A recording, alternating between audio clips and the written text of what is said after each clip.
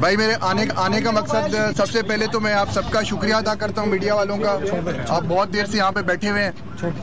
मैं जैसा कि मैंने सेशन कॉल आउट किया था 7:30 बजे, मैं उसी कमिटमेंट पे यहाँ पे पहुँचा हूँ और आप देख रहे हैं कि उनको मेरे से ख़तरा है कि शायद मैं अंदर जाऊँगा और कोई उनके लिए ख़तरनाक सिचुएशन हो जाएगी।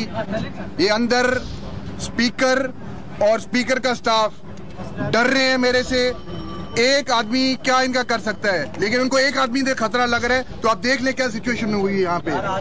आज मैं आपको एक बात बताऊं, जो मैंने अपने इख्तियारात इस्तेमाल किए, आइन के मुताबिक इस्तेमाल किए।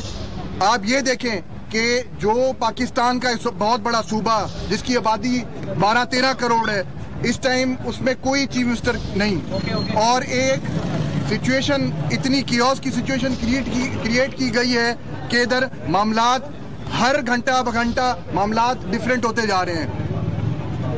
मैं ये समझता हूं कि बुखलाहट का शिकार हैं और इस चीज़ से ये पता लगता है कि वो अपने हौसले, अपने जो उनकी वैल्यूज़ हैं, उनको खो बैठे हैं।